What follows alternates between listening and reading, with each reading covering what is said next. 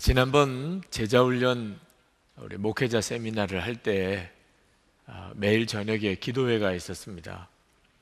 하루 일정을 잘 마치고 기도하는 시간에 강단에 올라와서 기도하시는 목사님들 중에 통곡을 하시는 분들이 계셨습니다. 그 목사님이 어떤 문제로 인해서 그렇게 통곡을 하시는지는 알 수가 없었지만 통곡하시는 목사님의 기도 소리에 제 마음에도 엄청난 애통함이 몰려왔습니다. 그래서 기도하시는 목사님들 옆에서 같이 기도하는 시간을 가지는데 하나님께서 너무나 기뻐하시는 마음을 주시고 그 목사님들이 정말 복이 있다 하는 생각이 들었습니다. 실제로 하나님 앞에 그렇게 기도하고 싶은 마음이 간절하지만 그렇게 기도하지 못하는 분들이 있으시잖아요. 하나님 앞에 정말 통곡하고 기도하고 간절한 마음으로 기도는 하고 싶은데 그럴 기회도 또 그런 은혜도 안 돼서 답답해 하시는 분들이 많지 않습니까? 회개는 우리가 신앙생활 하면서 얻는 정말 놀라운 영적인 축복의 하나입니다. 우리가 구원을 경험하는 문이기도 합니다. 많은 그리스도인들이 예수를 믿지만 아직도 구원의 확신과 구원의 즐거움이 무엇인지를 모르신다는 분들도 계십니다. 이유는 하나입니다. 진정한 회개의 문을 지나가지 못했기 때문입니다. 예수를 믿지만 아직 진정한 회개의 문이 지나가지 않은 겁니다. 여러분이 정말 죽을 죄인, 지옥에 갈 수밖에 없는 죄인이라는 사실을 통렬히 경험해 보셨습니까? 그리고 그것을 고백하십니까? 회개는 하나님이 우리에게 허락하시는 엄청나고 놀라운 구원의 즐거움을 얻게 해주는 열쇠입니다. 이 시편 51편 말씀이 신구약 성경에 통틀어 나오는 가장 대표적인 회개에 대한 성경 본문입니다. 가장 유명한 성경이기도 합니다. 근데 이 본문으로 설교를 하려고 할 때 마음에 오는 부담은 하나님이 주시는 이 메시지를 어떻게 30분에 다 담겠냐 하는 거죠. 그래서 하나님이 저에게 이 시편 51편을 가지고 충분히 설교할 마음을 주셨습니다. 그래서 3번에 걸쳐서 시편 51편 강해를 하면서 회개를 주제로 설교를 하려고 합니다. 마틴 로이드 존스 목사님이 회개라고 하는 책을 가지고 이 책 속에 이 시편 51편 강해를 4번에 걸쳐서 하셨습니다. 그래서 저도 여러분에게 이 책을 참고서적으로 소개해 드리면서 3번에 걸친 회개에 대한 연속 설교를 하려고 합니다. 이 책은 회개에 대한 탁월한 강해이기도 하고 시편 51편에 대한 정말 훌륭한 설교입니다. 물론 제가 이 책대로 설교하는 건 아니겠지만 여러분에게 이 책을 함께 읽게 하고 싶은 것은 이 주제가 너무나 중요한 주제고 여러분에게 있어서 이번 기회에 회개에 대한 성경적인 진리가 분명하게 전달이 되고 여러분이 다 이 회개의 문을 지나가게 되기를 바라기 때문입니다. 여러분이 이 책을 같이 읽으시고 그리고 말씀에 한번 집중해 보시기를 원합니다. 회개라고 하는 것은 아주 간단히 설명드리면 내가 정말 지옥에 갈 수밖에 없는 죄인이라는 사실을 깨닫고 그것을 고백하는 것입니다. 많은 분들이 자기가 진짜 정말 그런 죄인이라는 사실을 잘 모릅니다. 자기가 죄인이라고 하는 사실을 인정하면서도 내가 정말 지옥에 갈 수밖에 없는 죄인이라는 분명한 자각이 없습니다. 사람이 가지고 있는 무서움이 바로 자기가 지은 죄를 자기가 모른다는 겁니다. 부모님에게 지은 죄가 어떤 것인지 아십니까? 여러분은 남편이나 아내에게 어떤 죄를 지었는지는 아시나요? 여러분은 여러분의 자녀들에게 부모로서 어떤 죄를 지었는지는 아십니까? 안타깝게도 대부분 모릅니다. 자기가 죄를 짓고도 자기가 모릅니다. 이 시편 51편은 성경에 분명히 나와 있지만 다윗이 우리아의 아내, 충신 우리아의 아내를 간음하고 자기 후처로 삼고 이렇게 지었던 그 사건을 배경으로 하고 있습니다. 그때 당시에 다윗은 이스라엘 왕이었고 이스라엘은 전쟁 중에 있었습니다. 다윗은 전쟁에 참여하지 않은 상태에서 어느 날 왕궁 옥상을 거닐다가 충신이었던 우리아의 아내 밧세바가 목욕을 하는 장면을 우연히 목격하게 됩니다. 그리고 다윗에게 정욕이 부릴 듯 일어나고, 그래서 그 밧세바를 왕궁에 불러들이고 간음을 합니다. 그리고 그로 인해서 임신이 되게 됩니다. 다윗이 자기가 지은 이 죄를 어떻든지 묻어두려고 우리아를 휴가를 줍니다. 전쟁 중인데. 그리고 집에 가서 쉬라고 그럽니다. 근데 이 우리아는 지금이 전쟁 중이고 우리 동료들은 다 지금 전쟁터에 있는데 나만 집에 가서 아내와 함께 잘 수가 없다고, 그래가 왕궁 문 궁문 앞에서 노숙을 합니다.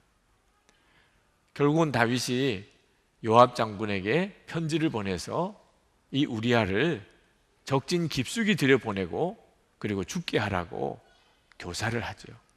결국은 우리아는 그렇게 죽습니다. 그 다음에 다윗이 밧세바를 후처로 맞아들이고, 그리고는 정말 아무 일이 없었던 것처럼 잘 사는 것처럼 보였는데 나단 선지자가 어느 날 다윗을 찾아옵니다.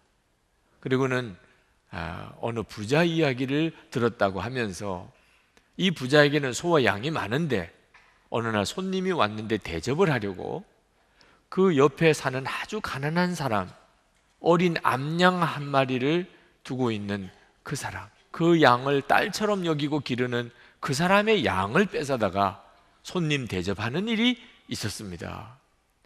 그 이야기를 듣고 다윗이 얼마나 격분했는지 다윗이 소리치면서 여호와의 살아계심을 두고 맹세하노니 그 자는 반드시 죽을지라. 그때 나단 선지자가 소리 지르는 다윗을 향하여 손가락질하면서 바로 당신이 그 사람이요. 그리고는 다윗이 꼬꾸라진 겁니다. 그리고 쓴 것이 시편 51편입니다. 우리가 말하기도 듣기도 역겨울 만한 죄를 다윗이 지었어요. 어떻게 다윗 같은 믿음 좋은 사람이 그런 죄를 지을 수 있을까? 우리 모두가 다 그럴 가능성이 있다는 것을 말씀해 주고 있는 것이고, 또 기가 막힌 것은 그렇게 간음죄를 짓고 살인죄를 지은 것도 그렇지만 어떻게 그걸 자기 자신이 그렇게 까맣게 모를 수가 있냐 말입니다. 어떻게 자기가 그런 죄를 짓고도 자기가 그런 죄를 지은 것을 스스로 모를 수가 있냐는 거예요. 기가 막힌 거죠. 그러나 여러분, 실제로 여러분이 다 경험해보지 않았습니까? 사람들은 자기가 지은 죄를 압니까? 자기가 죄를 짓고도 뻔뻔하게 자기가 그런 죄를 지은 자인 걸 스스로가 까맣게 모르는 사람을 한두 사람 만나보았습니까? 그리고 그게 우리 자신이라는 사실도 여러분이 분명하게 인정해야 합니다. 다른 사람만 그런 게 아니고 나도 내가 지은 죄를 내가 전혀 모를 수 있다는 것, 다윗처럼 이렇게 할 수 있다는 겁니다. 다른 사람의 죄에 대해서 다윗이 지은 죄와 비교하면 아무것도 아닌 죄를 지었는데도 그렇게 불같이 화를 내면서 정죄하고 판단하는 바로 다윗의 모습이 우리 자신입니다. 우리가 가지고 있는 심각한 문제가 내가 어떤 죄인인가를 모른다는 것입니다. 여러분, 성령님께서만 우리가 실제로 어떤 죄인인가를 깨닫게 해주십니다. 오늘 이 시간 여러분들에게 성령께서 그리하시기를 축복합니다. 이 시편 51편은 성령의 역사로 다윗의 양심의 눈이 열려서 본인이 그 죄로 인해서 하나님 앞에 애통해하는 그 정난한 고백을 우리가 읽는 겁니다. 양심의 눈이 뜨이면 다윗이 경험한 것처럼 자기 죄를 다 드러내게 됩니다. 어떤 사람은 죽기 직전에 가서 양심의 눈이 뜨여서 자기가 어떤 죄인인가를 깨닫는 사람이 있습니다. 죽기 직전에 가서 여보 나를 용서해 주구려, 얘들아 나를 용서해 다오, 그리고 자기가 그동안 평생 싸우고 미워했던 사람과 화해하고 용서해 주세요, 용서합니다 그러면서 세상을 떠나는 사람들도 있습니다. 죽을 때 가서야. 그러나 죽을 때까지도 양심의 눈이 뜨이지 않아서 자기가 어떤 죄인인가를 깨닫지 못하고 죽는 사람도 있습니다. 그 사람은 정말 두려운 사람입니다. 왜? 양심의 눈은 반드시 열리게 되어 있는데 죽을 때까지 그 눈이 안 뜨였다는 말은 그는 죽고 난 다음에 그 눈이 뜨인다는 것이죠. 죽고 난 다음에 가서야 비로소 양심의 눈이 뜨여서 자기가 어떤 죄인인가를 안다는 것은 끔찍한 일입니다. 누가복음 16장에 보면 부자와 거지 나사로 이야기가 나오는데 부자는 평생 호의호식하고 자랐습니다. 죽을 때까지도 그는 아주 편안하게 죽었습니다. 그런데 그가 죽고 난 다음에 지옥에 가서 비로소 양심의 눈이 뜨였습니다. 내가 얼마나 죄인인가를 그제서야 알았습니다. 여러분은 이와 같은 사람이 되어서는 안 됩니다. 우리가 예수님을 믿는 것은 바로 그 눈이 뜨이기 때문입니다. 우리가 예수님을 정말 바로 제대로 잘 믿는다면 반드시 우리 안에 내가 얼마나 죄인인가에 대한 눈이 열리게 되고 그리고 진정으로 회개하는 자가 되고 그 회개를 통하여 하나님이 우리에게 주신 모든 신령한 은혜를 누리게 되는 것입니다. 구원에 이르는 진정한 회개는 몇 가지 뚜렷한 특징이 있습니다. 그저 양심의 가책을 느끼는 것과 진정한 회개는 다릅니다. 가장 뚜렷한 특징이 내가 지옥에 갈 바로 죽을 그 죄인이라고 하는 것에 대한 분명한 인식이 생긴다는 것입니다. 다윗이 회개하면서 우리로서는 조금 이해가 안 되는 고백을 4절에서 합니다. 오직 주님께만 나는 죄를 지었습니다. 이 고백은 아주 이상한 고백처럼 들립니다. 왜냐하면 다윗이 죄를 지은 것은 밧세바와 간음한 것이고 우리아를 죽인 것이고 이스라엘 백성들에게 심각한 어려움을 준 거죠, 왕으로서. 그런데 왜 다윗은 우리아에게 죄를 지었다, 밧세바에게 죄를 지었다 하지 아니하고 주님께만 죄를 지었다고 말하는 겁니까? 그 말은 다윗이 나는 밧세바에게는 죄 지은 거 없어요, 우리아에게 죄 지은 거 없어요 라고 말하는 게 아니고 내가 지은 죄는 알고 보니 다 하나님께 지은 죄입니다. 내가 우리아에게 지은 죄가 밧세바에게 지은 죄가 있지만 그 모든 죄는 따지고 보니 다 하나님께 지은 죄입니다. 그런 고백을 하는 겁니다. 왜? 하나님은 모든 것을 다 보고 계셨기 때문에. 4절에 주님의 눈앞에서 내가 악한 짓을 저질렀으니, 다윗은 이미 늘 하나님이 함께 계시는 것을 믿은 사람입니다. 그 믿음으로 다윗이 된 겁니다. 그런데 다윗이 한번 죄의 마음이 어두워지니까 하나님이 보고 계시다는 것을 까맣게 잊어버렸습니다. 우리가 죄가 무서운 것은 하나님이 보고 계시다는 사실을 완전히 잊어버리게 만드는 겁니다. 그러니 다윗이 밧세바와 간음하고 그리고 우리아를 죽일 수도 있었던 거죠. 이제 제정신이 돌아와 보니까 자기가 하나님 보시는 앞에서 그런 기가 막힌 죄를 지었다. 내가 우리아에게 지은 죄가 있고 밧세바에게 지은 죄가 있지만 그것은 다 하나님에게 지은 죄입니다. 이 고백을 다윗이 비로소 하게 되는 거예요. 여러분, 죄는 중한 죄도 있고 경한 죄도 있습니다. 그래서 재판을 하잖아요. 도대체 내 죄가 어느 정도 죄냐? 그래서 어느 정도 죄값을 치러야 되냐? 그것 때문에 재판하는 거잖아요. 다윗이 지은 죄가 어느 정도 죄입니까? 우리아를 죽이고 밧세바와 간음한 게 심각한 죄지요. 아마 형량을 따지면 어느 정도 형량이 나와야 될지 그건 재판을 해보면 알겠지요. 근데 다윗은 나는 하나님께 지은 죄입니다. 내 죄는 하나님께 지은 죄입니다. 이렇게 고백하는 것은 무슨 뜻이겠어요? 나는 용서받을 수 없는 죄, 어느 정도 벌을 받아서 용서받을 수 있는 죄가 아니라 나는 완전히 지옥에 갈 수밖에 없는 바로 그 죄를 지었다, 이런 뜻이에요. 시편 51편에 보면은 다윗이 자기 죄를 고백하면서 자꾸 반역죄를 지었다는 겁니다. 1절에 내 반역죄를 없애 주십시오. 아니, 다윗이 분명히 간음죄를 지었고 살인죄를 지은 것은 분명한데 무슨 반역죄를 지었습니까? 다윗 자기가 왕인데 무슨 반역죄를 지었다는 겁니까? 다윗은 내가 지은 죄가 반역죄라고 깨달은 거예요. 왜? 하나님의 주권과 하나님의 왕권을 내가 무시해버려. 하나님이 나를 다스리시고 하나님은 나에게 명령하시는 분이시고 하나님이 나의 왕이신데 내가 그 하나님 보시는 면전에서 하나님이 정하신 법을 내가 어기고 내 마음대로 행하고 내 정욕대로 행하고, 그것은 내가 하나님을 무시한 처사고 하나님의 왕권을 내가 무시한 처사. 이건 반역죄라는, 이게 얼마나 무서운 죄라는 것을 다윗이 아니까 다윗이 정말 무너진 거죠. 다윗은 스스로 고백했어요. 나는 반역죄를 지었다. 어느 나라에서나 제일 무서운 벌이 반역죄를 지은 자에게 내리는 벌입니다. 하나님 앞에서 내가 반역죄를 지었으니 다윗은 어떤 벌을 받아야 마땅합니까? 사형이죠. 지옥에 가는 겁니다. 진정한 회개는 바로 이것을 깨닫게 하는 것입니다. 그러므로 진정으로 회개한 사람, 성령에 의하여 회개한 사람은 이제는 남의 죄를 판단하거나 정죄할 수 없습니다. 내가 지옥에 갈 그런 죄를 지은 자인데 내가 어떻게 다른 사람 말할 수 있겠습니까? 그래서 정말 진정으로 회개한 사람은 다른 사람에 대해서 말하지 않습니다. 말 못합니다.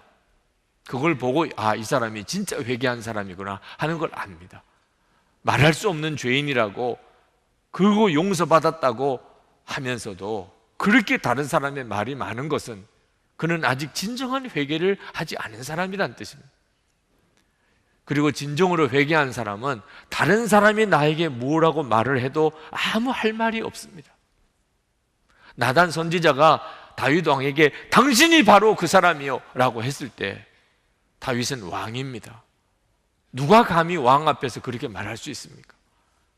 다윗은 얼마든지 그 나단의 입을 봉하고 나단을 죽일 수 있는 사람입니다. 그런 권한이 있습니다. 그런 지위에 있는 사람입니다. 그런데 다윗은 나단이 자기에게 손가락질하면서 당신이 그런 죄인이라고 했을 때 다윗은 그냥 그대로 봤습니다. 그 속에 진정한 회개가 일어났기 때문에. 그리고 그는 하나님 앞에 무릎을 꿇고 통곡하면서 내가 그런 죄인이라고 고백했습니다. 우리도 교회 안에서 우리가 진짜 예수를 믿는 사람들이라면, 우리가 정말 지옥에 갈 수밖에 없는 그런 죄인이었는데 내가 예수님 때문에 용서받은 바로 그 사람이라면, 다른 사람이 나에게 뭐라고 지적했을 때 우리는 할 말이 없습니다. 진짜 말할 수 없는 죄인입니다. 그렇게 되면 그 사람이 진짜 회개한 것을 알 수 있습니다. 흔히 죄가 드러나면 어쩔 수 없었다고 본래 나는 그런 사람이 아니었다고 말합니다. 많은 사람들이 그렇게 핑계합니다. 그러나 진정으로 회개하게 되면 그런 말이 없어집니다. 나는 환경 때문에 그랬어요, 사람 때문에 그랬어요, 나는 본래 그런 사람 아니었어요, 이런 말이 없어집니다. 왜? 나 자신이 그런 죄의 덩어리라는 사실을 통렬히 깨달았기 때문에. 5절 말씀에 다윗이 이렇게 고백합니다. 실로 나는 죄 중에 태어났고 어머니 태 속에 있을 때부터 죄인이었습니다. 다윗은 자기가 부모 때문에 지은 죄, 남편 때문에, 아내 때문에 자기가 이렇게 되었다고 말 안 합니다. 자기가 나쁜 사람을 만나서 이렇게 되었다고도 말 안 합니다. 바세바가 그날 하필이면 그날 거기서 목욕을 했기 때문에 자기가 죄를 지었다고도 말 안 합니다. 나는 본래 그런 죄인이었습니다. 어머니 태중에 있을 때부터 나는 그런 죄인이었습니다.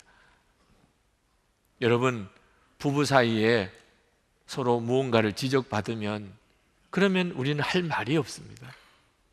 할 말이 없어야 맞습니다. 아내나 남편이 나에게 죄를 지적해도 사실은 내 죄를 진짜 다 지적한 것도 아닙니다. 변명하지 않는 것이 진정한 회개자의 특징입니다. 진정한 회개란 자기 자신에 대해서 절망하는 것입니다. 다윗은 왕이고 그리고 부자입니다. 그가 할 수 있었다면, 정말 할 수 있었다면 자기 죄를 지워버리고 싶었을 겁니다. 그런데 왕이 되어보고 그리고 엄청난 재물을 가졌지만 죄 앞에서 자기가 할 수 있는 것은 아무것도 없었습니다. 여러분, 여러분의 죄를 지울 수 있는 것은 아무것도 없습니다.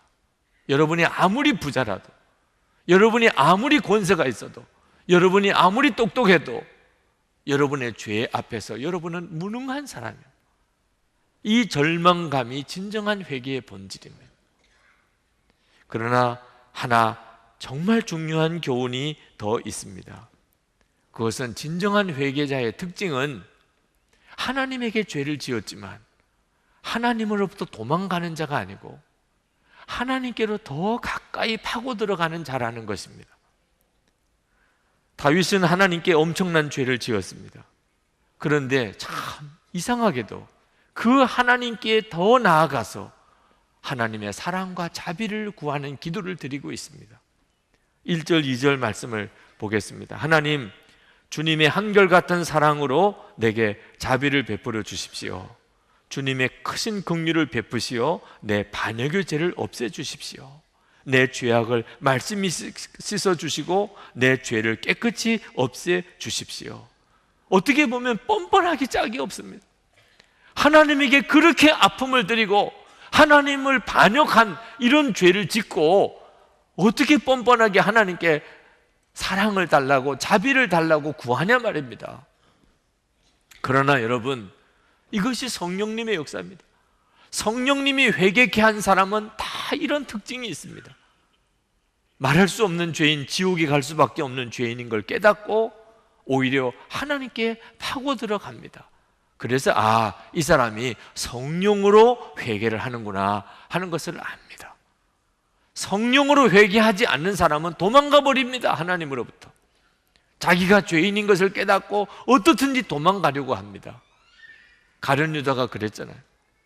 가룟 유다가 마귀에게 사로잡혀서 은 30에 예수를 팔고 그가 죄를 깨달았습니다.